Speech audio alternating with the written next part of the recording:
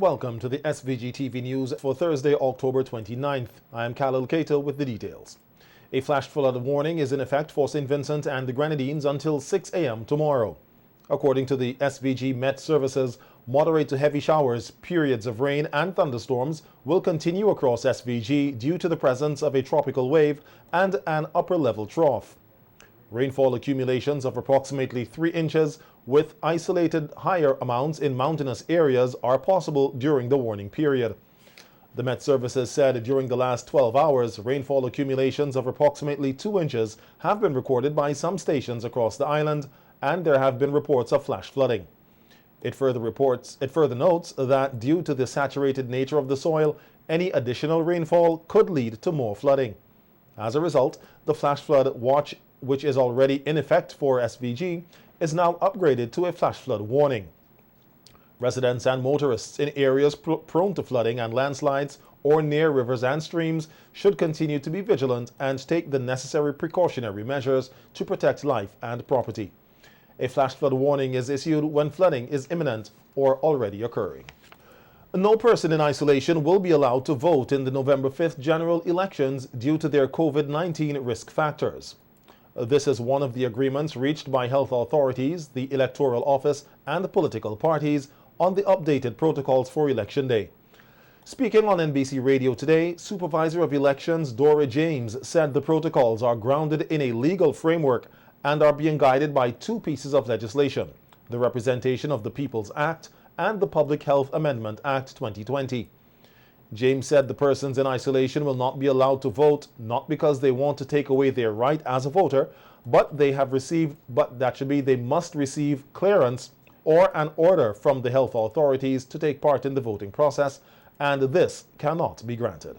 The specific guidelines speak to the timing and when you can come to participate in the process, because you're suspects. And the health authorities would go through all of the protocols and they did all the testing, and they know what they're talking about. They have the first-hand information. Now, not everybody who are in quarantine might want to vote, but if they want to, they have to follow that protocol. But the persons who are here who are deemed healthy, not connected with anybody with COVID-19, you need not fear. The polls begin at 7 and you can begin coming out and participating. The persons in quarantine will not be mixing with you. They will not be part of that 7 to 5 line. So let us put that at rest. Those in quarantine will have to follow strict guidelines. Deputy Supervisor of Elections Sylvester King said the responsibility of the health authorities is to send to the Electoral Office the list of names of persons who are in quarantine, and then they will in turn go through the list to ensure the eligibility of these persons to vote. Once this is verified, the health authorities will then determine the level of risk that exists. Under the operation of the protocol, electors, voters who are on day 6 to day 14 quarantine due to the possible exposure to COVID-19 will be provided with a medical officer's order detailing the quarantine period excluding 5 p.m. to 5:30 p.m. on November the 5th. So the thing is that once we provide the Ministry of Health with that listing, which they would receive from us, they then will indicate to us, okay, these persons are the ones who we deem safe enough, given all their exposure, and we would the Ministry of Health would then issue to them a pass, and so we would have that information, which we would then communicate to our presiding officers, and so in that way the various polling station officers, presiding officers, will know if somebody is coming to their station ahead of time. St. Vincent and the Grenadines has recorded 74 COVID-19 cases as of Wednesday, October 28th, with 4 active cases in isolation. The health authorities say there is currently no evidence of local or community spread of the virus in SVG. The wearing of face masks is highly recommended for use on Election Day, but the Supervisor of Elections said this is not to prevent persons from voting, because with or without a mask, every eligible voter who wants to vote will be able to do so. So if you can't wear a mask, come. If you have a challenge wearing a mask, still come. If you don't have a mask, some persons have masks and they're comfortable already with their mask because they would have been using it over a period of time. Bring it. If you're comfortable with it, walk with it. If you don't have one, one will be given to you just for that short period. But if you cannot wear a mask, I need to repeat that, do not stay home. Exactly, because at the polling station, all the polling station workers and officials will have a mask. They would wear a mask. They would have, of course, gloves and so on, and they will have sanitizers. Well, the process of sanitization will take place. And again, on this note, those persons who have certain special peculiarity, and you have your own sanitizers that you use, you're allowed to bring it. As it relates to identification cards, acrylic or polished nails, the supervisor said no one will be disenfranchised. You want to keep your nails? Fine. Precedents had been set before. Persons start complaining, we voted. We don't want acrylic to be the order of the day. And to prevent you from coming to vote, come to vote. Whether you have long nails, acrylics, nail polish, however you want to put it. But be prepared, because your finger will be going into the ink, not the nail. Not the nail only. Right. Your finger will be in the ink. Prime Minister Dr. Ralph Gonsalves said that the government of St. Vincent and the Grenadines under the ULP leadership has enhanced early childhood education by opening 18 quality government early childhood institutions. He was speaking yesterday at the opening ceremony of the Rose Hall Multipurpose Facility, where he also said that there would be more early childhood institutions constructed under his leadership. The government-run early childhood institutions were established to give less fortunate children the opportunity to develop their early learning skills without having to pay school fees. Every school that we build into that primary school an early childhood center. For instance, if you go to Fair Hall, you will find such an institution. Similarly, we have built, where there are no new primary schools, we have built quality early childhood centers. We just opened one in Richland Park. A few weeks earlier, we opened one in Bayaboo. There's one which has recently been opened in Park Hill. The Prime Minister further said that his administration has assisted private preschools by upgrading facilities, providing training for teachers, and offering personnel support through the YES program. And there are approximately 120 of them across St. Vincent and the Grenadines. That we will assist those schools to bring their physical facilities up to date, improve them, and very importantly, to provide for them, their teachers, training, and we also provide YES workers, YES volunteers. We give a stipend. As a result, the quality of these institutions, these early childhood institutions, the quality has risen. Dr. Gonsalves also highlighted the importance of early childhood education to children under the age of 5 years old. The home nurturing is always vital for a child at any age. The children who go to early childhood institutions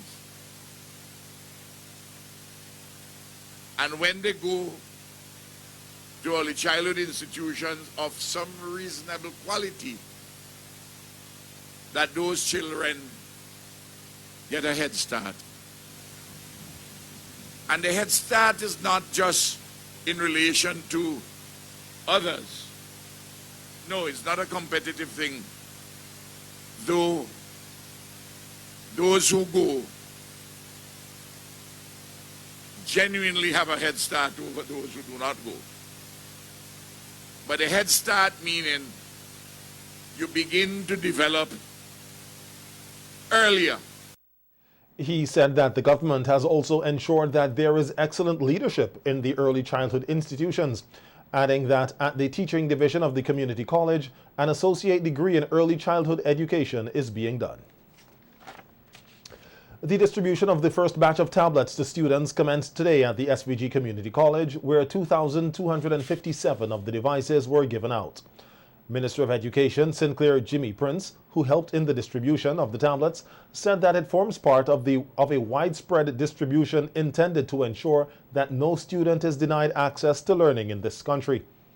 Some of the students at the college are teachers in training, and he sees them as being at the forefront of advancing e-learning. That those teachers, those who are training now, who will take it upon themselves to ensure that when they go into the classroom themselves, they'll begin to ensure that there's no phobia for the technology in schools. Because I've said this before, and I think that throughout the Caribbean, there's a phobia among teachers as to the use of this technology in the classroom. So I'm happy that the teacher education students are getting, so that they themselves will appreciate the importance of these devices. The Education Minister said that provisions have been made for students to have access to Wi-Fi and, in some instances, electricity. He said that 17,000 tablets were procured to the tune of 12 million EC dollars. Electricity in homes where these children had none. We couldn't just give you a tablet and then you couldn't access the internet. As Minister of Education, I'm excited to finally begin the distribution of the tablets to you. We have procured 17,000, as you've heard, and the Samsung devices, and they'll be distributed to students from grade 6 at the primary level, up to second-year students at the St. Vincent and the Grenadines Community College. Students from grade 5 down at the primary level will receive another brand of tablets at a later date. The total anticipated spending is estimated to be just over 12 million Eastern Caribbean dollars. Meanwhile, Minister of Finance Camilo Gonzalez, who was also at this morning's presentation, said it was necessary to make the tablets available to students, as the government noted that there was a digital divide. He stressed the importance of affording students and teachers the devices. I had the chance maybe in a computer lab 1 or 2 hours a week to use a computer, and the teacher saying, don't touch that, don't touch that, don't go over there on the internet, be careful. So some developed a fear of technology and some developed a comfort with technology, and that became a problem later on when they entered the job market, because some people said, do you know how to use Microsoft Word, do you know how to use the internet, do you know how to search for things, do you know how to research? Some would say yes and some would say no, and it disadvantaged those who didn't have that comfort. Gonzalez pointed out that the children of this nation will now be better prepared for e-learning and to face any pandemic. The Samsungs that you're going to get are 8-inch tablets. They have 32 gigs of RAM. They are both Wi-Fi and data equipped. And after you get your tablets, you will hear announcements from both providers about special packages that you can get as tablet owners for special data rates on those particular tablets. The real reason that we're doing it now is that if there is another wave of COVID, and God forbid we have to ask students to go back home and stay home for a while, it won't stop your education. That's the important issue. The students were urged to take care of the devices and to use them for their intended purposes. Leader of the New Democratic Party, Dr. Godwin Friday, says the people of SVG have the power to bring about change and to have a better standard of living, and they will have the opportunity to do so at the November 5th general elections. Dr. Friday, who was addressing one of his party's village meetings in the Mariaquaw constituency last night, said almost 20 years on, the Unity Labour Party continues to offer the electorate more of the same. All around the place you go, yeah? You see potholes fixing, the painting of buildings, you have more ground breaking and wind breaking all over the country. And people laughing at them because they're saying, only now? Only now? What we look like? Yeah? All over they going, they're breaking ground. But that is just for show. Because even road work, yes. Road work in October. You know?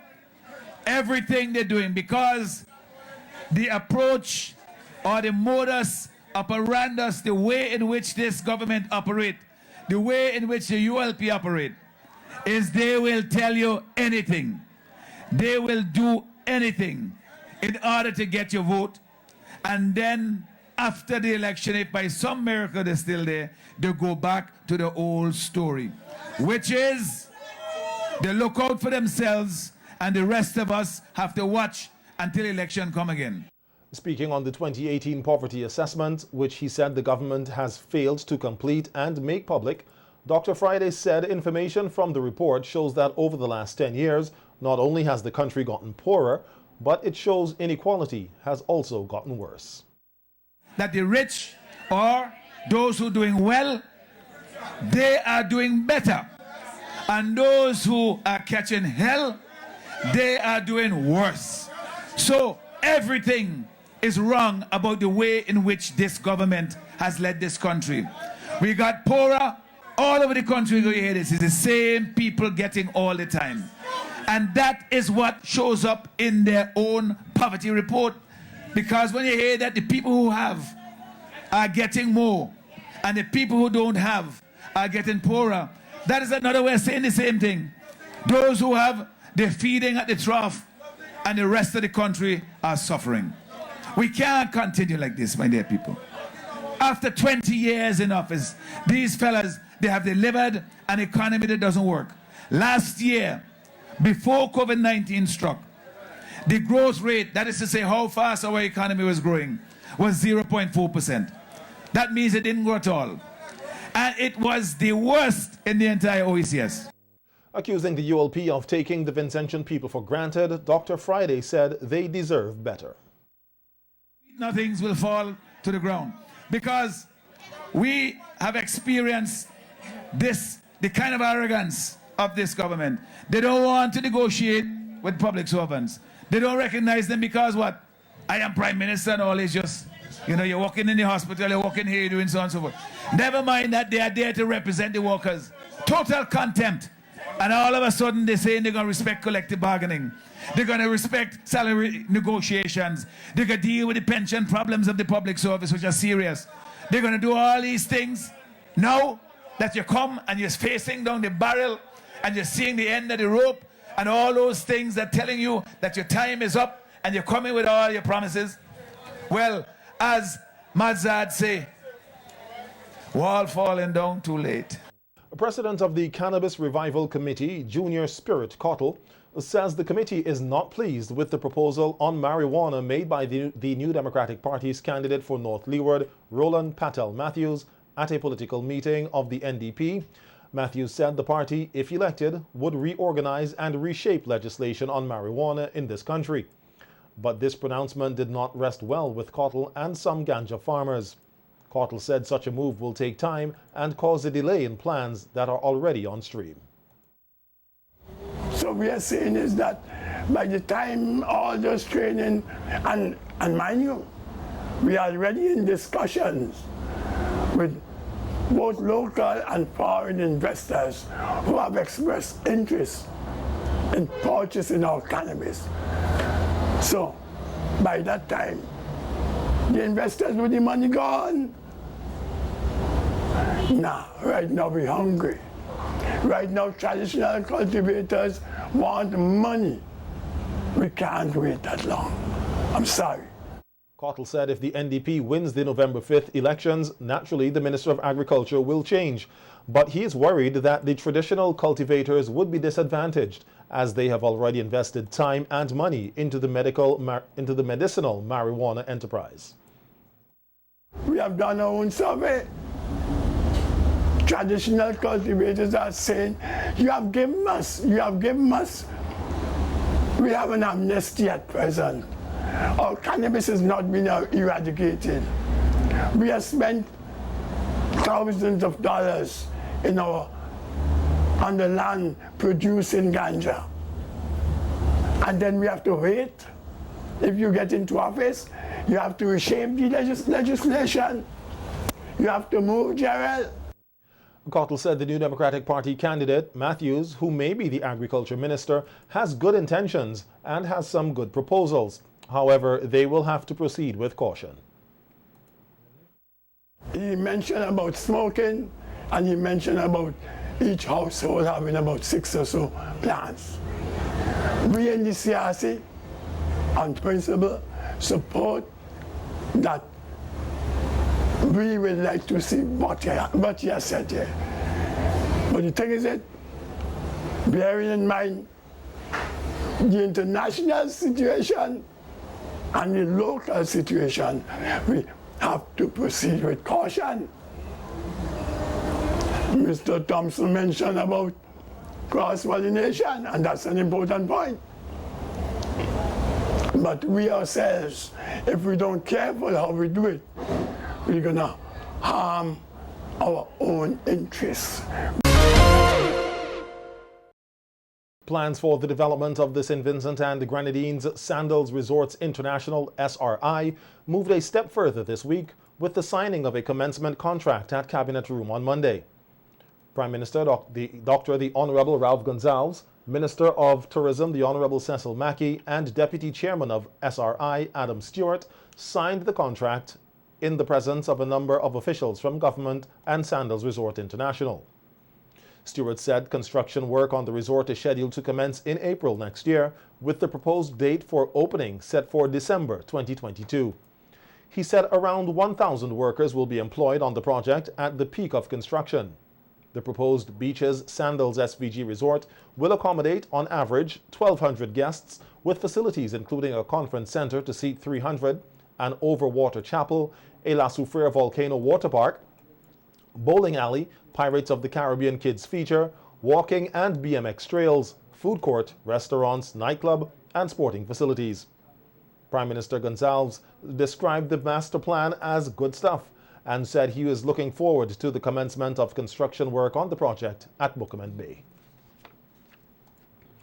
The Stubbs Polyclinic today received a quantity of medical equipment and supplies from the New York-based St. Matthias Charities Incorporated.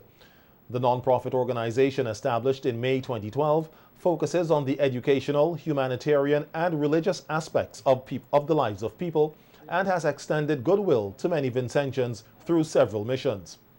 At today's handing over ceremony, Permanent Secretary in the Ministry of Health, Wellness and the Environment, Cuthbert Knights, thanked the head of the organization, Pastor Robert McBarnett, his wife, and their team for their work and goodwill. He said providing the donation and being on the ground to make the donation in this period of the COVID-19 pandemic demonstrates their commitment to the people of SVG. I want to emphasize further the commitment. Traveling from country to country require also a period of quarantine. And they have gone through their period of quarantine, just to let you know. And quarantining is not entirely free, it comes at a cost. So I'm emphasizing further their commitment to St. Vincent and the Grenadines and to us, the people in St. Vincent and the Grenadines. I also want to stress further that the items which are on display here, just a sample of it, and this is a mere token of what was brought by Pastor Robert McBarnett and his wife, and on behalf of St. Matthias Charities, Inc. This is quite a varied donation. From walkers to cleaning supplies, sanitizing agents to chest tubes. I mean, there's a wide range of of things here. There are a wide range of things here for which we are very grateful. Pastor McBarnett expressed delight in being able to make another donation to the Stubbs Polyclinic, which he pledged to help make one of the best health centers in SVG. The reason for that is I observe a lot of people stop in at this clinic from all different areas. They come to this clinic. So we are just following through on the promise that we made to this clinic. And we adopt this clinic and we'll be working closely with this clinic. And I will encourage you, Nurse Mason, Kamala Island, and this staff to continue to serve your community and serve it well. And we will do everything that we can on our end to make sure that you have the supplies that you need, that you can deliver to this community. This community, my grandmother was from this area. And as a little kid running around here, I remember the days of coming to this clinic. And also, we would like to do everything that we can for the people of St. Vincent and the Grenadines. The two members of the Polyclinic staff thanked the St. Matthias Charities, Inc. for their donation, which they described as timely. So we are very thankful to Mr. McBarnett and his charity team, because in a time like this with COVID and dengue, our supplies are going fast. So this step just in time. And Mr. PS, I want you to know, I know you know, but to reinforce that we are very hard-working staff here at Stubbs Polyclinic. My staff, they work hard. They work long hours. You know, no grumbling, no complaint. And I just want to tell you to please look out for us. Do whatever best you can do for us, because we are doing a great job here in this community of Stubbs. But I also want to extend my thanks to the donation, and we are really happy for the things that we've received here today. Sometimes we run out of things very quickly, as Nurse Mason said, and we have to fight to get certain things, but we're really happy that we have them there. I also went through the box, and I saw some interesting things for dressings. And I like to do wound care and so forth, and I was very happy to see certain things like that.